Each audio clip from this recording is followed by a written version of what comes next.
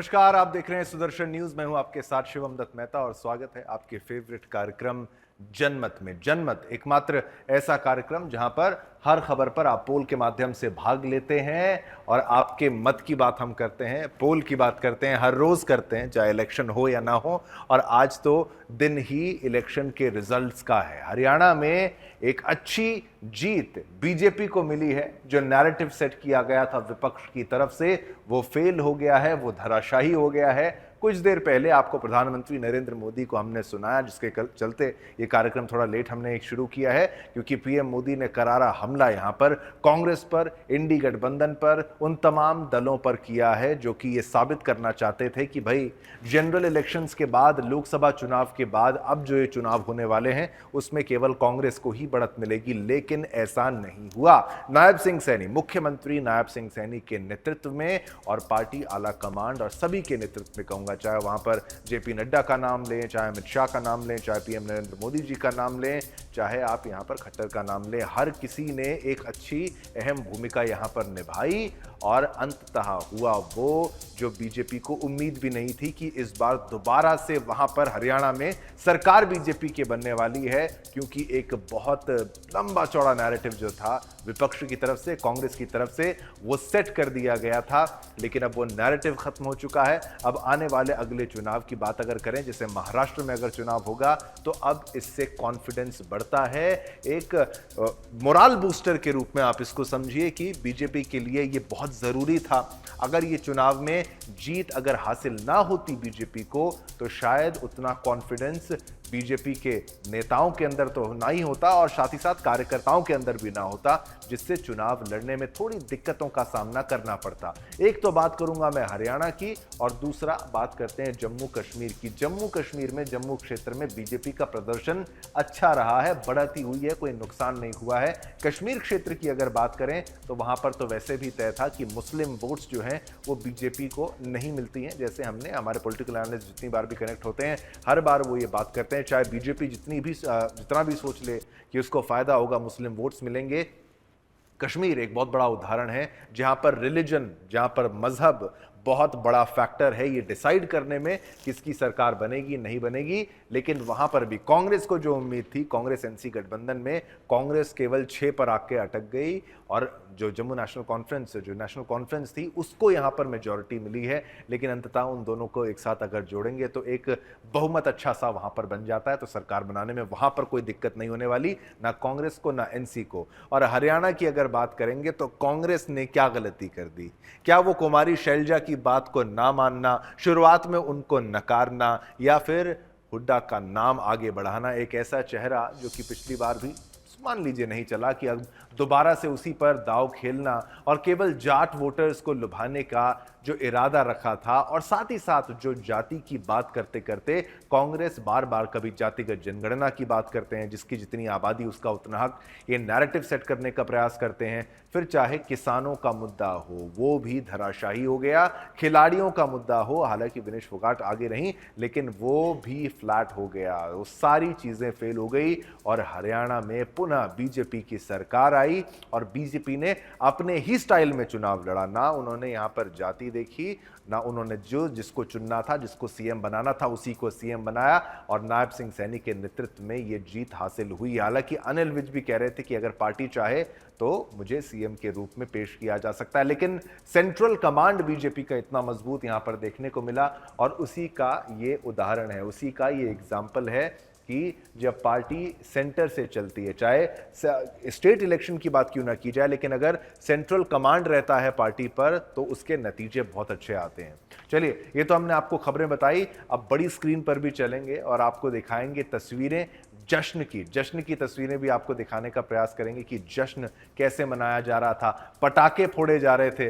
मैं कहूंगा कि हमारी जश्न की तस्वीरें जो हैं वो हम यहाँ पर आपको कुछ ही पलों में दिखाएंगे। पटाखे फूट रहे हैं, जलेबी वाला जो नैरेटिव है वो भी सेट किया गया था। जलेबियां बांटने की बात कही जा रही थी। जो राहुल गांधी का जो बयान था जलेबी को लेकर, वो भी उनके उल्टा ही पड़ गया। जलेबी का ऑर्डर तो चला गया, लेकिन वो उनको चीजें मिली नहीं, उसका लाभ जो है वो मिला नहीं। अब जलेबी से लेकर ढोल नगाड़ों की बात करें, ढोल नगाड़ों की भी अगर हम बात करेंगे तो वहां पर ढोल नगाड़े वाले भी जो थे वो वापस चले गए। ढोल नगाड़े वाले कैसे वापस चले गए, वो भी आपको तस्वीरें दिखाएंगे। बड़े स्क्रीन पर हम आपको बताने का सब कुछ प्रयास करेंगे, क्योंकि कांग्रेस ने ये चाहा था कि भाई, उसको ये पता था, उसको पूर्णतः यकीन था, उसको लगता था कि वही ये चुनाव जीतने वाली है, लेकिन चुनाव उसने नहीं जीता। चलिए बड़ी स्क्रीन पर कुछ ही पलों में ये लीजिए।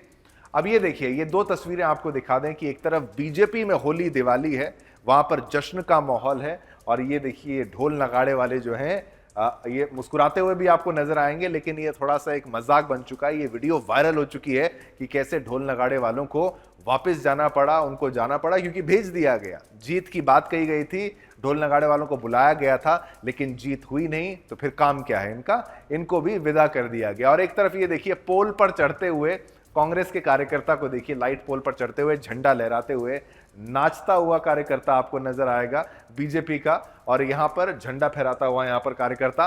और ये दूसरी तस्वीर जहां पर ढोल नगाड़े वाले जो हैं वो मुस्कुरा तो रहे हैं, क्योंकि भाई बुलाया तो इनको गया था और काम इनको करना नहीं पड़ा। तो ये एक तरीके से इस वक्त वीडियो वायरल हो चुका है। कांग्रेस के ढोल नगाड़े वापस लौटे। कांग्रेस के केवल ढोल नगाड़े वापस नहीं लौटे हैं, वहां पर जो जलेबी का ऑर्डर जो कहा जा रहा है, बहुत बड़ा जलेबी का ऑर्डर किया गया था, वो भी फेल हो गया, उसकी भी अब जरूरत नहीं है। अब शायद बीजेपी दफ्तर वो चला जाएगा, बीजेपी वाले, मैं कहूंगा तस्वीरें और भी दिखाने का प्रयास करेंगे। और ये इस वक्त दीपावली बीजेपी के दफ्तर में और बीजेपी के कार्यकर्ता, दिल्ली में भाजपा मुख्यालय पर देखिए पटाखे फोड़े गए और जश्न मनाया जा रहा है। आप देखिए, मैं कह रहा हूं हर जगह कॉन्फिडेंस हाई है, हर जगह इनका मोरल हाई है, प्रोत्साहन इनको बहुत मिला है और इनकी ऊर्जा बढ़ी है। जो कार्यकर्ता तब अगला चुनाव और अच्छे से लड़ सकता है जब पिछले चुनाव में जीत हासिल हुई हो। ऑपोजिशन कोई भी नैरेटिव सेट कर ले, लेकिन जनरल इलेक्शन लोकसभा चुनाव भी बीजेपी ही जीती है। प्रधानमंत्री नरेंद्र मोदी ही दोबारा प्रधानमंत्री बने हैं और हरियाणा में वापस बीजेपी की सरकार आई है।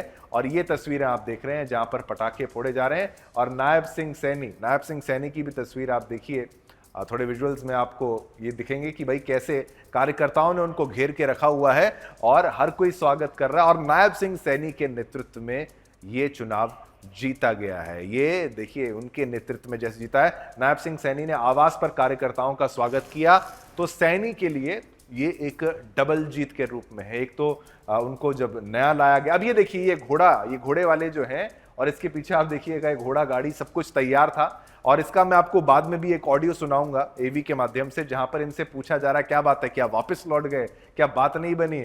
तो एक हास्यास्पद जवाब उनकी तरफ से भी सामने आता है, जहां पर इनको वापस जाना पड़ा। ये सोचिए, रथ तैयार था जहां पर कांग्रेस के झंडे जो थे वो लगाए गए थे, लेकिन अब इन झंडों का क्या काम, उन घोड़ों का क्या काम, और उस घोड़ा गाड़ी का भी क्या ही काम, क्योंकि जीत हासिल नहीं हो पाई है। जो उम्मीद की थी वैसा हुआ नहीं है। ढोल नगाड़े ही वापस नहीं गए हैं, घोड़ा गाड़ी, ये देखिए कांग्रेस के झंडे लगे हुए घोड़ा गाड़ी भी वापस मोड़ दिए गए, क्योंकि हो नहीं पाया और वो जो जीत की उम्मीद थी वो उनको जीत मिली नहीं। चलिए, हमारे साथ इस वक्त मेहमान भी जो जुड़ रहे हैं उनका भी रुख करेंगे।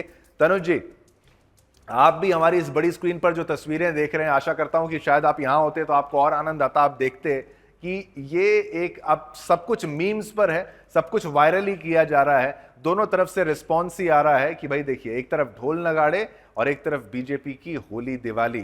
तनुज जी, अब जम्मू कश्मीर को लीजिए और हरियाणा को लीजिए, आप क्या कहेंगे, कैसे ये विक्ट्री हुई है, अंततः कैसे जीत हुई है? कैंप 2 पे आएंगे।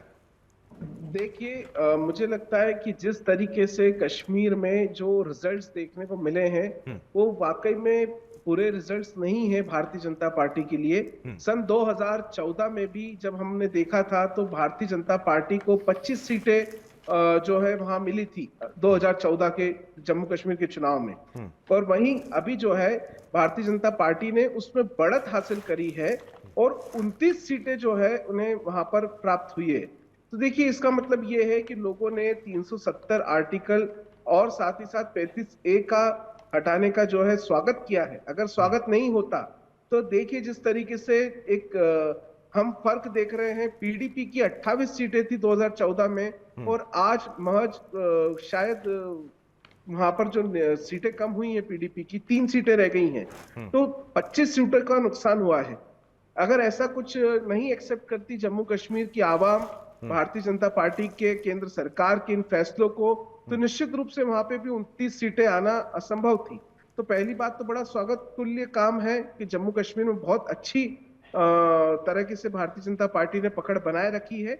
और निश्चित रूप से जो जातिवाद की हम बात करते हैं, वहां पर राजनीतिक समीकरण है, हिंदू मुस्लिम्स वाली काफी सारे मुद्दे ऐसे हैं जम्मू कश्मीर में आंतरिक जो मायने रखते हैं। तो आने वाले चुनाव में उनको भी धीरे धीरे बीजेपी हो सकता है अपनी तरफ मोल्ड कर सके। वहीं हरियाणा की अगर बात करते हैं जी। तो हरियाणा अब मध्य प्रदेश मॉडल पर चल पड़ा है। जिस तरीके से मध्य प्रदेश में लगातार विगत हम देख रहे हैं, जिस तरीके से सरकार भारतीय जनता पार्टी की बनते जा रही है, सीएम के चेहरे वहां भी नया एक्सपेरिमेंट किया, उसके बाद उपचुनाव हुए, उपचुनाव में काफी अच्छे परिणाम देखने को मिले। ठीक इसी तरीके से हरियाणा में वो एक्सपेरिमेंट करके भारतीय जनता पार्टी ने देखा और नतीजे सामने हैं। पूर्ण बहुमत हरियाणा में जो चाहिए 48 सीटों का, वो भारतीय जनता पार्टी के पास है। उन्हें किसी भी अन्य सदस्यों की आवश्यकता नहीं है सरकार चलाने के लिए, और ये बहुत बड़ी चीज है हरियाणा में।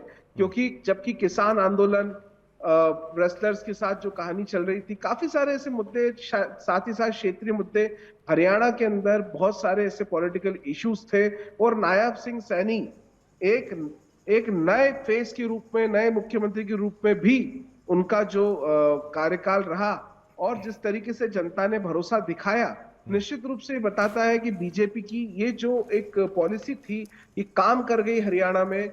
मध्य प्रदेश मॉडल में होगा, वो मॉडल के रूप में ये आगे बढ़ी। और देखिए, इससे पहले गुजरात मॉडल की बात करें तो वहां भी जब आनंदीबेन पटेल गवर्नर बनी तो भूपेंद्र पटेल को वहां पे भी सीएम बनाया गया। तो ऐसे देखिए, बीजेपी एक्सपेरिमेंट्स करती है और वो एक्सपेरिमेंट्स कारगर साबित होते हैं। ये हमने फ्लोर पर देखा। जी मिश्रा जी। जी चलिए, और ग्राफिक्स भी हमने अब दर्शकों के लिए तैयार किए हैं, ग्राफिक्स भी तैयार किए हैं, बड़ी स्क्रीन पर मैं आऊंगा। तनुज जी आप बने रहिए, हम एक्सप्लेन करेंगे। ये अच्छा कार्यक्रम जो है जनमत में डिटेल में हम एक्सप्लेनेशन करते हैं सुपर प्राइम टाइम में। तो ये तस्वीरें फिर से मैं आपको दिखा रहा हूं, ढोल नगाड़े और यहाँ पर जो वापस लौटे और बीजेपी में होली दिवाली का माहौल। अब ये चीज देखिए, हार का कारण बताते हैं। हरियाणा में कांग्रेस की हार के कारण के बारे में जान लीजिए। कांग्रेस पार्टी ने चुनाव के लिए देर से कमर कसी, यानी डिले जो है वो डेंजर हो गया और वो डिले के चलते डिफीट हो गई। हरियाणा में कांग्रेस की हार के कारण में किसी स्पष्ट नेतृत्व के बिना चुनावी मैदान में उतरना कांग्रेस को यहां पर भारी पड़ गया। कोई स्पष्ट नेतृत्व अगर नहीं था, इसी के चलते यहां पर भारी नुकसान देखने को मिला है। और क्या कारण था? हुड्डा, कुमारी शैलजा और सुरजेवाला के समर्थकों की गुटबाजी कांग्रेस को ले डूबी। आपस में जो कुल्हा चल रही थी, वो कह रहा था कि मुझे सीएम बनाओ, मुझे सीएम बनाओ, तो वहां पर दिक्कत हो गई। जाट वोट पर अधिकार जो अधिक जोर देने से ओबीसी, दलित और ब्राह्मण वोट कांग्रेस के हाथों से सरक गया। तो ये जो जातिगत जनगणना का समीकरण बनाने का प्रयास किया जा रहा था, उन्हीं के अगेंस्ट चला गया। हरियाणा में इंडी अलायंस नहीं बना और आप देखिए, आम आदमी पार्टी ने जो वोट जो है वो काट दिए और इन वोटों को काटने के चलते नुकसान किसको हुआ? अंततः नुकसान कांग्रेस को हुआ था और कांग्रेस पार्टी ने चुनाव के लिए देर से कमर कसी। ठीक है, ये ग्राफिक्स हमने आपको दिखाए, और भी ग्राफिक्स होंगे तो अगर मुझे बताया जाएगा तो वो भी दिखाएंगे। अब बीजेपी की हैट्रिक के कारण लीजिए और ग्राफिक्स आपके लिए तैयार किए हैं। एंटी जाट वोटों के ध्रुवीकरण की रणनीति काम कर गई। यानी कि देखिए, केवल जाट वोटों पर नहीं टिके, सभी वोटों को, पंजाबी हिंदू, ओबीसी और ब्राह्मण पर दाव खेलना काम आ गया। यानी कि केवल जाट वोट नहीं, जाट वोट तो पड़े ही, साथ साथ बाकियों को भी यहां पर साथ में लिया। किसानों और पहलवानों के आंदोलन को निष्प्रभावी किया इन्होंने। जो आंदोलन था उसका उतना असर देखने को नहीं मिला। हालांकि विनेश फोगाट जीते, लेकिन उसका असर चुनाव में नहीं है। सैनी को सीएम बनाना और खट्टर को साइडलाइन करना फायदेमंद साबित हुआ। तो लोग जो कह रहे थे कि मनोहर लाल को हटाने से क्या लाभ हुआ है, ये आप देखिए, ये नतीजा हुआ है। और मिर्चपुर गोहाना कांड का मुद्दा उठाना काम कर गया। तो देखिए, जो मुद्दे इनको उठाने थे इन्होंने उठाया और बीजेपी का आक्रामक प्रचार फायदेमंद साबित हुआ, जिसमें देखिए पार्टी के स्टार प्रचारक, चाहे आप नाम लीजिए जो इनके फेमस प्रचारक हैं, योगी आदित्यनाथ भी उतरे थे मैदान में चुनाव प्रचार, और हिंदुत्व का सहारा भी आप इनको समझिए, सनातन का साथ भी मिला है, वो बताएंगे कैसे। नए उम्मीदवारों को टिकट देना और बागियों को अहमियत नहीं देना काम आया, जो बागी हैं उनको साइडलाइन किया और जो नए उम्मीदवार हैं उनको टिकट दी गई तो फायदा मिला। एंटी जाट वोटों के ध्रुवीकरण की रणनीति काम कर गई। तो मास्टर स्ट्रोक आपको बताएंगे क्या है। तो बीजेपी के कारगर दांव इसलिए जीती चुनाव से पहले जो पहले सीएम बदलना, यानी चुनाव से पहले सीएम बदलना। ठीक है, आगे बढ़ेंगे। इस ग्राफिक्स को आपको बताया, नए उम्मीदवारों को टिकट दिया गया, नए उम्मीदवारों को, ये मास्टर स्ट्रोक है, ये दांव है जिससे चुनाव जीता है। बागियों को अहमियत नहीं दी गई, यानी जो बागी है, जो गुट बदलते हैं, उनको कोई लाभ नहीं होना था, उनको लाभ नहीं दिया गया। दलित वोट पर ज्यादा फोकस रहा, तो दलित वोट पे फोकस, मैं तो ये कहता हूं कि इस चुनाव ने साबित किया है कि दलित वोट्स पर जो फोकस करेगा वो आगे बढ़ेगा। हालांकि हम सुदर्शन न्यूज की विचारधारा ये है कि सभी हिंदू एक हैं, हम सभी हिंदुओं को एक जैसे देखते हैं, पर ये चुनाव की बात करें, जेजेपी से दूरी का मिला फायदा। जेजेपी से दूरी से जेजेपी को लगा था कि उसको फायदा होने वाला है, लेकिन जेजेपी को नुकसान हो गया, बीजेपी वापस आ गई। चुनाव से पहले सीएम बदलना, ठीक है, ये ग्राफिक्स हमने आपको बताए नवी उम्मीदवारों को। और देखिए, और भी आपको ग्राफिक्स दिखाएंगे। और हम बात कर रहे हैं आज चुनाव की, चुनाव ही मुख्य मुद्दा है, चुनाव पर ही मुख्य फोकस है। और कांग्रेस की तरफ से ईवीएम का रोना चालू भी हो चुका है। कांग्रेस ईवीएम पर ठीकरा फोड़ रही है और कह रही है कि हम चुनाव के नतीजों को नहीं मानेंगे। हमारे साथ अनुज दीक्षित जी भी हैं, उनको भी दिखाएंगे, उनसे प्रश्न भी पूछेंगे, लेकिन कुछ ग्राफिक्स और, ताकि आप किसी भी पहलू को मिस ना कर जाएं। और इसमें योगी एंगल तक भी आएंगे कि कैसे योगी आदित्यनाथ का भी यहां पर समर्थन एक तरीके से मिला, बीजेपी के हर कार्यकर्ता, हर नेता का समर्थन मिला, जिसके चलते ये जीत हुई है। और अब इससे आने वाले चुनावों में बहुत बेहतर प्रभाव देखने को मिल सकता है। लेकिन बीजेपी को अब इसके बारे में सोचना चाहिए और ध्यान देना चाहिए। अब अच्छा टाइम है बीजेपी के लिए। हॉट सीट्स की बात करते हैं, चलिए बड़ी स्क्रीन पर आते हैं। हरियाणा की हॉट सीट, यहां बात करेंगे नायब सिंह सैनी, जहां से जीते हैं 7,177 सीटों से, माफ कीजिएगा 70,177 सीटों से ये जीत हासिल हुई है। और यहां पर इनकी जो कुल वोट है, आपको बता रहा हूं, 70,177 वोट जो मिले हैं नायब सिंह सैनी, यानी सीएम जो जीते हैं, सीएम ने अपनी जीत हासिल की है। और जीत हासिल करके यह साबित किया है कि मैं एक अच्छा उम्मीदवार हूं, प्रबल दावेदार हूं। फिर अंबाला कैंट की बात करते हैं। अनिल विज पहले शुरुआत में थोड़ा पीछे चल रहे थे, ऐसा लग रहा था, लेकिन अब ये भी देखिए लगभग 60,000 वोट के करीब इनको भी मिला है और इन्होंने भी जीत हासिल की है। और अनिल विज कौन? अनिल विज वो जो कह रहे थे कि अगर पार्टी चाहे तो मैं सीएम रह सकता हूं, सीएम बन सकता हूं। ये हरियाणा की हॉट सीट की बात कर रहे हैं। दूसरी, फिर और भी ग्राफिक्स आपको दिखाने का प्रयास करेंगे।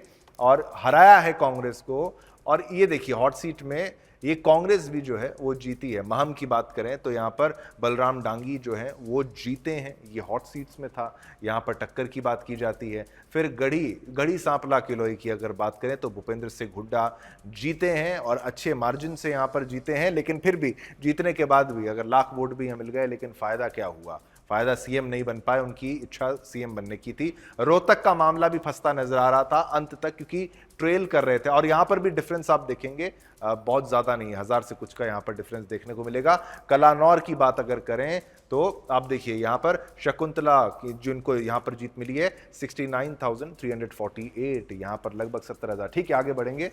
और भी यहां पर जो है जुलाना, विनेश फोगाट एक ऐसा नाम, सोच रहे थे जीत हासिल होगी, नहीं होगी, लेकिन इन्होंने जीत हासिल की है, लेकिन सरकार नहीं बन पाई। तो उस जीत का लाभ तो है अगले चुनाव के लिए, लेकिन उतना लाभ नहीं होगा जितना हो सकता था। उचाना कला में, यहां पर भी उचाना में भी मार्जिन बहुत कम बताया जा रहा था पहले, और लेकिन अब ये फिर बदला तो बहुत बड़ा मार्जिन यहां पर डिफरेंस आपको देखने को मिलेगा। अच्छे मार्जिन से यहां पर बीजेपी की जीत हुई। एलानाबाद की अगर बात करें तो भरत सिंह बेनीवाल यहां पर जीत हासिल उनको की हुई है, यहां पर बीजेपी की जीत। फिर बादली की बात करें तो यहां पर कुलदीप वत्स, ये कांग्रेस है, कांग्रेस ने भी बहुत सी सीटें जीती हैं, अच्छी टक्कर दी है। फिर कैथल की बात करें तो आदित्य सुरजेवाला, रणदीप सुरजेवाला के बेटे, उन्होंने जीत हासिल की। तो हरियाणा में बीजेपी की हैट्रिक, ये देखिए 2024, 2019, और ये अब बीजेपी का लेटेस्ट टैली की बात कर रहे हैं रुझानों के अनुसार। चलिए, ये आपको हमने ग्राफिक्स के माध्यम से सब बताया। अब आते हैं वापस, चलते हैं अपने मेहमान के पास। तनुज जी, आपने हमारे ग्राफिक्स को देखा, कुछ ग्राफिक्स हम अभी अपडेट भी करेंगे लेटेस्ट टैली के साथ, लेकिन रुझानों से ये साफ हो गया था, लेकिन तब तक उसको नहीं माना जा सकता था जब तक एक ऑफिशियल कॉन्फर्मेशन नहीं आ जाती। और ईसीआई की वेबसाइट में केवल लीडिंग और वॉन नहीं देखना है, हमें देखना है कि सभी राउंड के जो चुनाव के रिजल्ट जो हैं वो फाइनल दिखा दिए जाएं। तो अब इलेक्शन से टैली करके पूरे रिजल्ट्स को अब आप क्या समझते हैं? जो कांग्रेस का आरोप लगाया जा रहा था कि जल्दी अपडेट नहीं किया जा रहा, उसमें तो कांग्रेस पूरी फ्लैट हो गई, उनके उल्टा ही पड़ गया ये दांव। तनुज जी। इससे शिवम जी मुझे लगता है ज्यादा फर्क नहीं पड़ता। एक्चुअल अपडेट होना बहुत जरूरी है, जो कि इलेक्शन कमीशन अपनी ड्यूटी बखूबी निभाता है जी। और ऑनलाइन तकनीकी समस्या तो कहीं पे भी आ सकती है, इसकी कोई वो बात ही नहीं है। कई बार वेबसाइट्स पे इस पे काफी सारा लोड होने की वजह से भी बहुत सारी दिक्कतें होती। खैर ये सब एक अदर मुद्दा है। लेकिन वहीं अगर हम एक बात करें हरियाणा के जो आज इलेक्शंस हुए, तो देखिए हम भाजपा और कांग्रेस की बातें तो कर रहे हैं शिवम जी, मुझे लगता है हमें फोकस करना चाहिए जननायक जनता पार्टी जेजेपी। और आम आदमी पार्टी की। आप बताइए, हरियाणा से सटे हुए दो राज्य जिसमें दिल्ली और पंजाब, और दोनों जगह पर अगर देखें तो अरविंद केजरीवाल आम आदमी पार्टी आपकी सरकार, और वही हरियाणा में उसका इंपैक्ट जीरो होना एक वाकई में इतना बड़ा सवाल है। जिस हिसाब से आम आदमी पार्टी गुजरात में, गोवा में, देश भर के अलग अलग राज्यों में अपने पैर तनुज जी, आजादी लोगों ने की सोचा कि क्या वोट को वेस्ट नहीं करना है मतलब मुझे ऐसा लगता है कि वोट को निश्चित रूप से शिवम जी, देखिए वोट तो आपस में वेस्ट हो गए। जैसे कि आप भी जानते हैं कि आम आदमी पार्टी ने कांग्रेस के कितने वोट काटे होंगे, जो कई सारी जगहों पर कम लीड है उनमें आम आदमी पार्टी को वोट मिला है, और बहुत सी ऐसी चीजें हैं। तो देखिए हमारा विश्लेषण ये बोलता है कि जन नायक जनता पार्टी के चीफ दुष्यंत चौटाला खुद अपनी सीट से लगभग 35,000 के ऊपर लीड से हारे हैं। मतलब जो पिछली चुनाव के अंदर 10 सीटों के साथ मौजूद थे हरियाणा राज्य में, तो इसका मतलब बहुत साफ है कि हरियाणा राज्य की सरकार एक मत होकर के सोचती है और एक मत होकर के अपना फैसला, निर्णय देती है।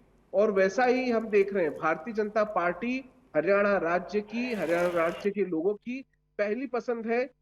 और इसमें बीच में कोई प्रतिक्रिया भी सुनाते हैं, चलिए गोवा के सीएम बोल रहे हैं कुछ, वो पहले वो भी सुनाते हैं तनुज जी, ताकि रिएक्शंस भी जनता सुन पाए। डेडिकेशन ऑफ आवर कार्यकर्ता और कंटिन्यूसली द डेवलपमेंट जो हरियाणा में डबल इंजन की सरकार के 10 साल से डबल इंजन की सरकार मोदी जी के कार्यकाल में जो हो रही है, इसीलिए लोगों ने फिर एक बार मोदी जी के ऊपर विश्वास किया और हरियाणा में इतनी बड़ी जीत भारतीय जनता पार्टी को तीसरी बार 10 साल के बाद भी मिली। इससे मैंने लोगों ने कांग्रेस को कहाँ पे भी वोट नहीं किया, फिर एक बार यानी भारतीय जनता पार्टी के ऊपर, मोदी जी के ऊपर विश्वास करके हरियाणा में भारतीय जनता पार्टी की जीत बहुत बड़ी जीत थी। जम्मू कश्मीर के जो भारतीय जनता पार्टी के सीट आए उसके लिए भी मैं जम्मू कश्मीर के हमारे कार्यकर्ता और मोदी जी के ऊपर लोगों ने विश्वास करके पहली बार जम्मू कश्मीर में इलेक्शंस इस तरह से बड़ी मात्रा में यानी विदाउट एनी कैजुअलिटीज़ और इतने बड़ी वोट संख्या से लोग बाहर आए, इसके लिए मैं जम्मू कश्मीर की जनता का बहुत बहुत आभार भी व्यक्त करता हूं और जम्मू कश्मीर के भारतीय जनता पार्टी के जो जीते सभी कैंडिडेट का मैं बहुत बहुत अभिनंदन करता हूं, उनका भी। यानी पहली बार यानी इस तरह का इलेक्शन जम्मू कश्मीर में 370 धारा हटाने के बाद ये पहला इलेक्शन था, इसलिए उन सभी लोगों को भी मैं जम्मू कश्मीर का बहुत बहुत अभिनंदन करता हूँ। फिर एक बार हरियाणा और जम्मू कश्मीर के लिए माननीय मोदी जी का और बाकी हमारे पार्टी के सभी नेताओं का मैं बहुत बहुत अभिनंदन करता हूँ।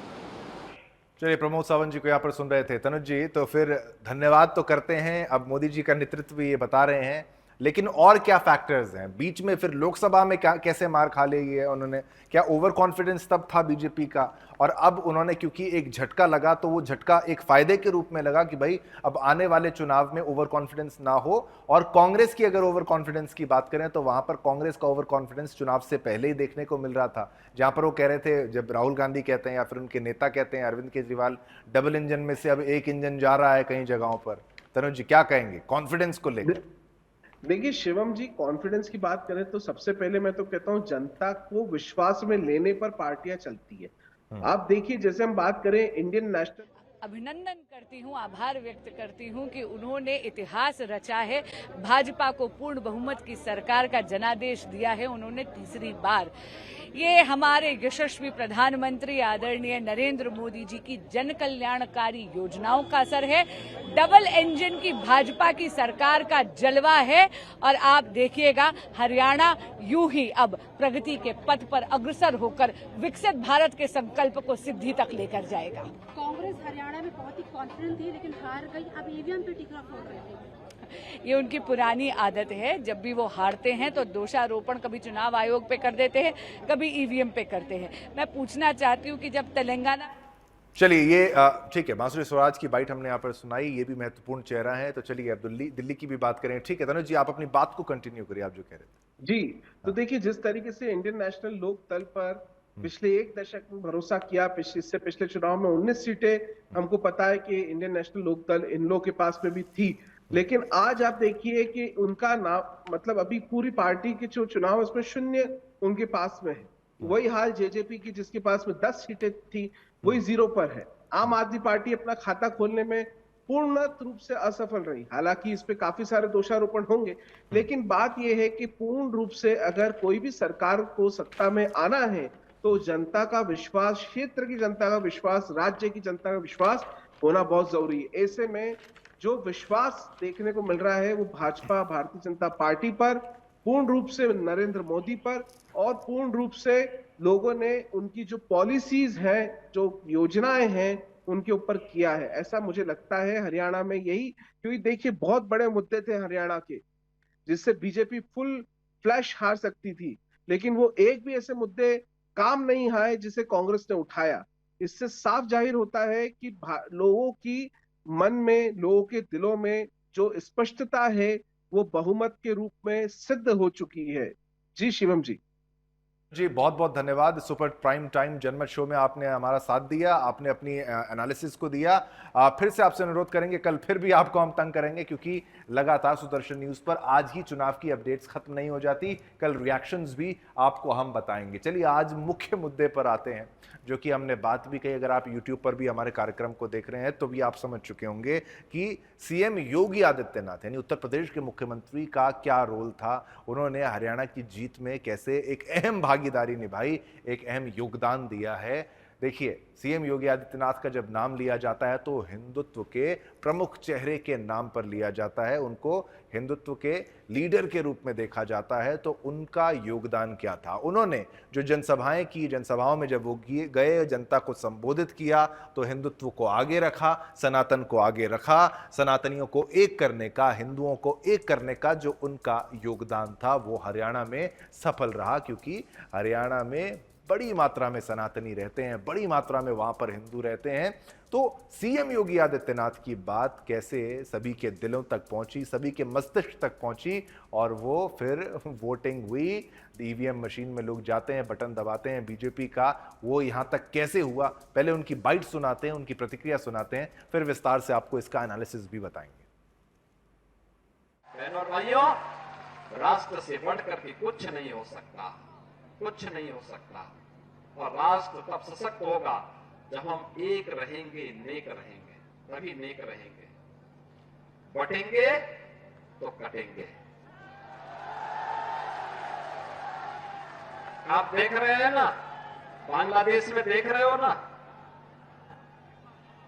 तो वो गलतियां यहां नहीं होनी चाहिए। बटेंगे तो कटेंगे, एक रहेंगे तो नेक रहेंगे, सुरक्षित रहेंगे और समृद्धि की पराकाष्ठा को पहुंचेंगे। हमें विकसित भारत की संकल्पना को साकार करने के लिए कार्य करना। बात हमने आपको सुनाई, अब आपको ये भी सुनाते हैं कि अनिल विज जी के द्वारा क्या कुछ कहा गया है। अनिल विज अंबाला से जीते हैं और उन्होंने मुख्यमंत्री पद की दावेदारी भी कर डाली थी, लेकिन एक कद्दावर नेता हैं, दबंग नेता हैं और धाकड़ नेता जिसको कहूं अगर मैं वहां की लोकल भाषा में, तो उनकी तरफ से क्या कुछ कहा गया वो भी आपको सुनाते हैं। हाँ, तो हमें तो पहले ही पता था, इट इज नो सरप्राइज। हमने तो पहले दिन से जब चुनाव घोषित हुए थे तब भी हमारा वही बयान था जब चुनाव चल रहा था मिड कैंपेन में तब भी हमारा वही बयान था, जिस दिन वो एग्जिट पोल आए तब भी मेरा यही बयान था, और आज जब सवेरे रुझान दिखाए गए और कांग्रेस के दफ्तर में लड्डू बांटे गए और ढोल बजाए गए, नगाड़े बजाए गए, तब भी मेरा यही बयान था। इंस्टेंट उसी वक्त मेरा यही बयान था। अब भी मेरा यही बयान है कि हरियाणा में भाजपा तीसरी बार अपने दम पर, मेरे बयान निकाल लो, सारे लैंग्वेज निकाल लो, कि तीसरी बार हरियाणा में भाजपा अपने दम पर सरकार। तो अपने अंदाज में यहाँ पर अनिल विज को आप देख रहे थे कि भाई उन्होंने कहा जैसा मैंने पहले कहा था, मैंने पहले ही कहा था, मैं पहले ही जानता था। और शुरुआत में भी अगर कोई व्यक्ति सबसे ज्यादा रिलैक्स नजर आ रहा था तो वो अनिल विज ही रिलैक्स नजर आ रहे थे, परिवार के साथ समय बिता रहे थे। उनको पूरा यहाँ पर यकीन था, पूरा कॉन्फिडेंस था कि वो बीजेपी जो है वो हरियाणा में चुनाव पक्का जीतने वाली है। जो एक नैरेटिव सेट किया गया था विपक्ष के द्वारा, कांग्रेस के द्वारा और खासतौर पर राहुल गांधी के द्वारा, जो इलेक्शन से, जनरल इलेक्शन है, लोकसभा इलेक्शन से जो नैरेटिव, जो एक भावना, एक एजेंडा सेट किया गया था कि देखिए ये लोग जीत के भी नैतिक हार इनकी हो गई है, लेकिन हम लोग कम 99 सीटें लाए, चाहे हार के भी हम लोग जीत चुके हैं, तो अब पीएम मोदी को इस्तीफा दे देना चाहिए, ये कर देना चाहिए, वो कर देना चाहिए। लेकिन अब हरियाणा की हार कांग्रेस से बर्दाश्त नहीं हो रही। ईवीएम पर ठीकरा फोड़ने का जो पुराना सिलसिला है वो भी शुरू हो चुका है। इसी बीच जो रेसलर्स का मुद्दा था, विनेश फोगाट हालांकि वो अपनी सीट से जीत चुकी हैं, लेकिन रेसलर्स वाला मुद्दा क्या इतने बड़े लेवल पर काम आ पाता? ये चुनाव के नतीजों ने बताया कि वो उतना बड़ा मुद्दा नहीं बन पाया, क्योंकि उस पर भी बृजभूषण सिंह ने जो आरोप लगाए थे कि ये केवल और केवल राजनीति है। एक मंच पे तो जब वो गए थे उनको इतना भावनात्मक कर दिया था, भावनाओं में बह गए थे कि वो रो पड़े थे, लेकिन अब रोने वाली बात गई। अब उनका बयान जो आया है वो आपको सुनाते हैं, तंज कैसे कसा है उन्होंने विनेश फोगाट पे, फिर आपको बाकी प्रतिक्रियाएं भी सुनाएंगे। अरे भाई, तो इसका मतलब हम महान आदमी हैं। अगर हमारा नाम लेकर के वो जीत गई तो बहुत अच्छा है, हम महान आदमी हैं। कम से कम मेरे नाम में इतना दम तो है कि हमारा नाम लेकर के उनका नैया पार हो गई। लेकिन नैया तो पार हो गई, लेकिन कांग्रेस को तो डुबो दिया। हुड्डा साहब तो डूब गए, प्रियंका जी तो डूब गई, राहुल बाबा का क्या होगा? वो तो जीत गई, लेकिन बड़े सपने सजोए थे हरियाणा को लेकर के, क्या हुआ? वो जहां जहां जाएगी सत्यानाश ही होगा। तो अब वही बात है, मुख्य बात है कि जलेबियों का क्या होगा, लड्डुओं का क्या होगा, जो ढोल नगाड़े थे उनका क्या होगा। इसीलिए कहते हैं कि कॉन्फिडेंस होना चाहिए, ओवर कॉन्फिडेंस नहीं होना चाहिए। जहां पर ओवर कॉन्फिडेंस आता है वहीं पर हार होती है। और अब कांग्रेस जो है बीजेपी पर आरोप लगा रही है, ईवीएम पर ठीकरा फोड़ रही है। ये बिल्कुल भी ठीक मैसेजिंग बाहर नहीं देता, ये संदेश गलत जाता है। जब अंतर्राष्ट्रीय पटल पर कोई और देश देखता है कि चुनावों में विपक्षी पार्टी ऐसा आरोप लगाते हैं तो फिर उनको शक होता है, जो कि बिल्कुल भी सत्य नहीं है। अगर ऐसा होता तो क्या बीजेपी जम्मू कश्मीर में भी सारी सीटें ना जीत जाती? अगर टैंपरिंग ही करनी होती तो देखिए, जम्मू कश्मीर में अगर वहां पर एनसी की जीत हुई है तो क्या उसमें भी ईवीएम की टैंपरिंग का आरोप लगाना चाहिए, ईवीएम में छेड़छाड़ का आरोप लगाना चाहिए? या जब भी आप हारो तो एक ईजी टारगेट, एक आसान निशाने के तौर पर अगर आप ईवीएम को ही ढूंढते रहोगे तो फिर उससे क्या फायदा? चलिए आपको हरियाणा के मौजूदा मुख्यमंत्री यानी कि नायब सिंह सैनी की जो प्रतिक्रिया है वो भी सुनाते हैं। मैं उसके लिए लाडवा के लोगों का दिल से धन्यवाद करता हूं।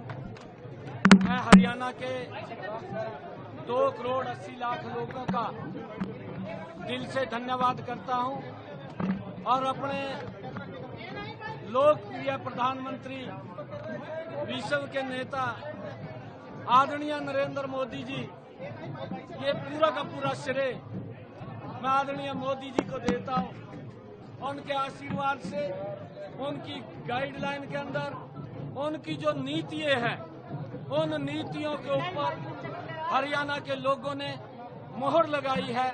मैं हरियाणा की जनता का जहां दिल से धन्यवाद करता हूं, उनको प्रणाम करता हूं, वहीं आदरणीय प्रधानमंत्री जी के नेतृत्व में जो ये तीसरी बार हरियाणा की ऐतिहासिक जीत हुई है, इसके लिए भी मैं प्रधानमंत्री जी का धन्यवाद करता हूं।